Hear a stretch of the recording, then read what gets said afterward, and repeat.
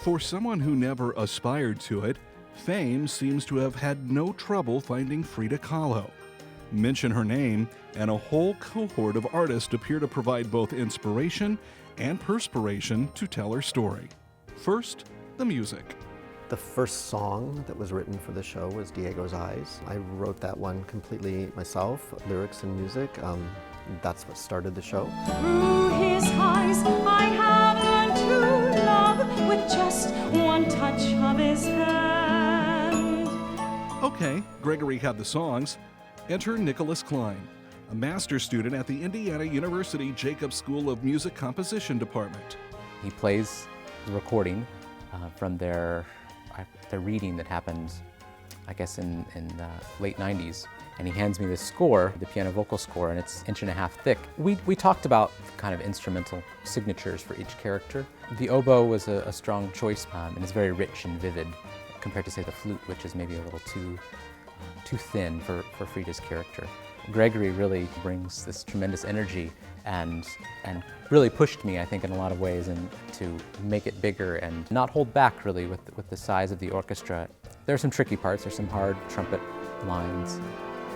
The strings do a lot of work.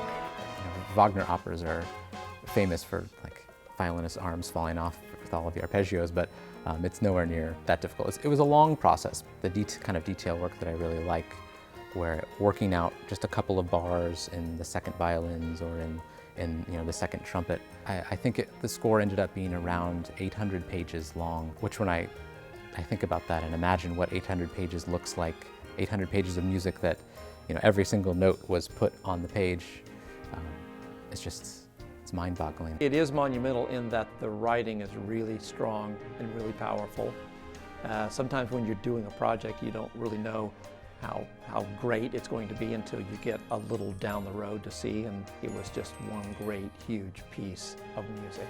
There are some things she said in real life that I know Gregory has incorporated in some of her lines, such as, "Why do I need legs when I have wings and can fly?"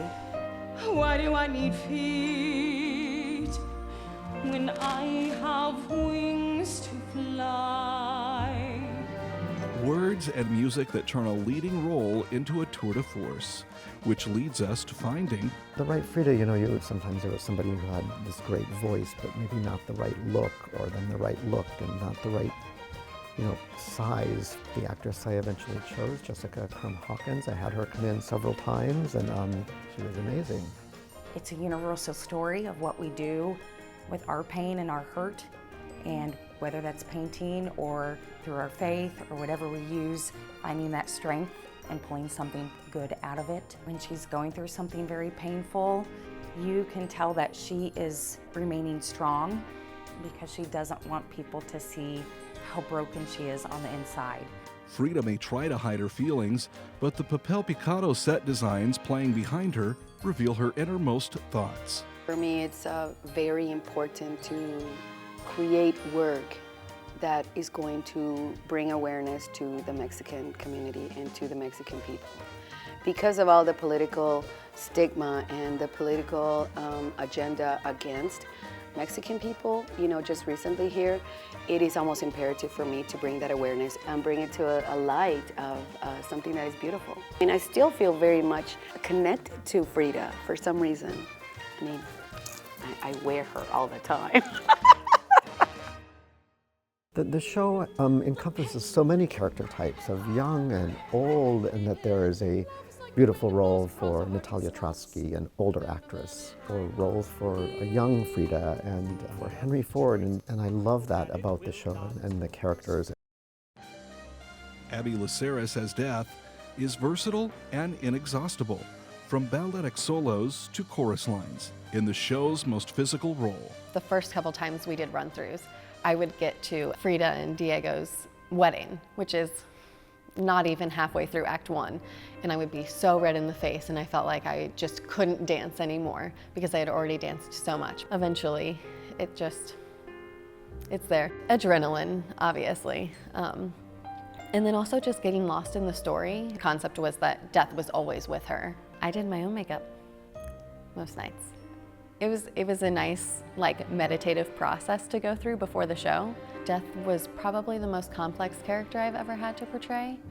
So I spent a lot of time thinking about it, a lot of time talking to Gregory about it. Gregory tells us this all the time, and it's something that I've really come to understand with this role in particular, is that acting is just reacting to what's going on. Jessica was a great actress, and seeing pain on her face is automatically going to make me react into being a protector and being comforting, which, you know, is going to soften my face. And I keep her and I protect her. I don't let other people take her until I knew it was the right time. It's kind of a comforting thing when you think about it, which is weird.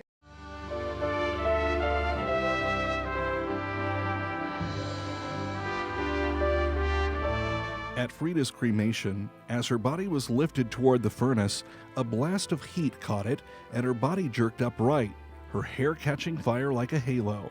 Some mourners claim they saw her smile before the doors closed.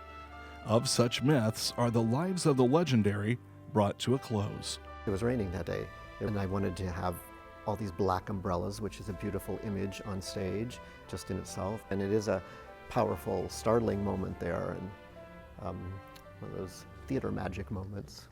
This dramatic finale of La Casa Azul is just moments away as we begin Act 2. The applause was just massive. It was just so loud, you could hear it all the way to the offices. And the house manager came up to me and said, "They're not leaving." They were just so excited to congratulate everyone on what a phenomenal show it was. And I have never seen that happen before. I thought it was just fantastic. It's a wonderful, wonderful production and it really does represent Frida's life. I've used her as a subject as a school teacher, and I hope other people will delve into her life because it was such an emotional roller coaster. Well, the play was amazing. The songs, the whole team, the girls, the dancing, everything was so great, so great. I thought it was absolutely wonderful, and the story catches me so much so that I came last night, and here I am again. Absolutely incredible.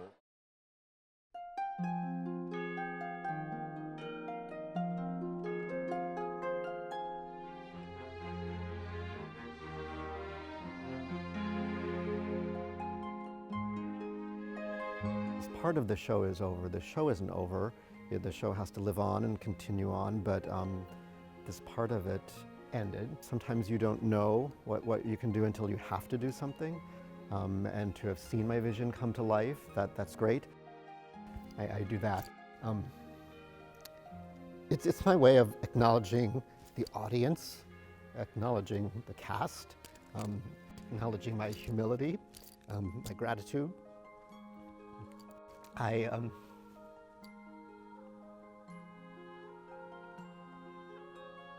look up where my mother sat and acknowledge her.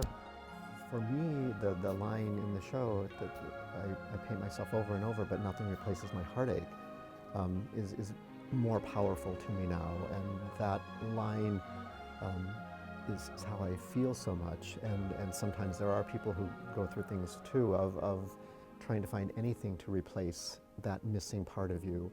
And sometimes it's just impossible. You don't replace a missing part. You just adapt to that whole. So if there's anybody that sees a show that has that feeling too, that takes away that, you know, some things you can't replace. Probably a year and a half ago, I would not have been so personal with my feelings, with my art. Life changed me, as it changes all of us. We continue to evolve and grow and experience new things. What would Frida think of this? I don't know, what would Frida think? She'd think, what's all this fuss, you know, about me and stuff.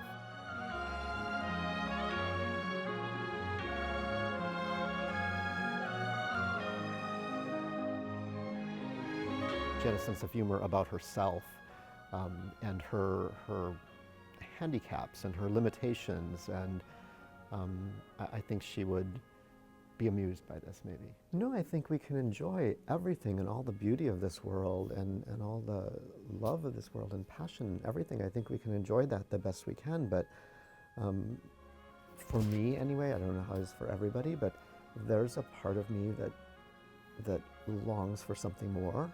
And it's very lonely to leave the theater. Sometimes I'm the last person to leave. You know, my job is to fill the audience, give them something to think about, and passion and joy and excitement and all this stuff, and then I leave and walk out into an empty garage. I'm not letting go. Artists, we're never satisfied sometimes. You know, this was the first initial step with it, but we always want more.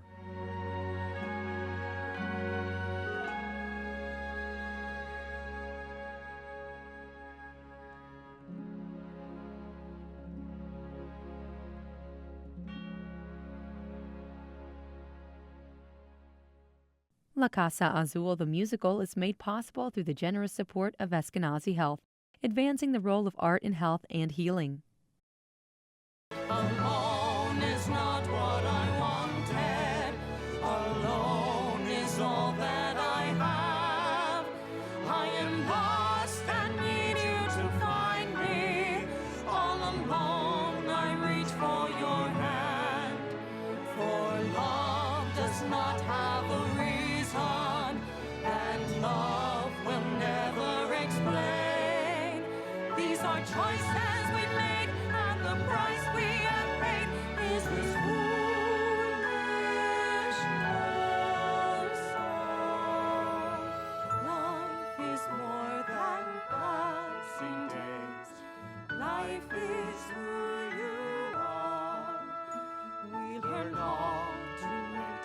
Life will never wait. Time was never on our side.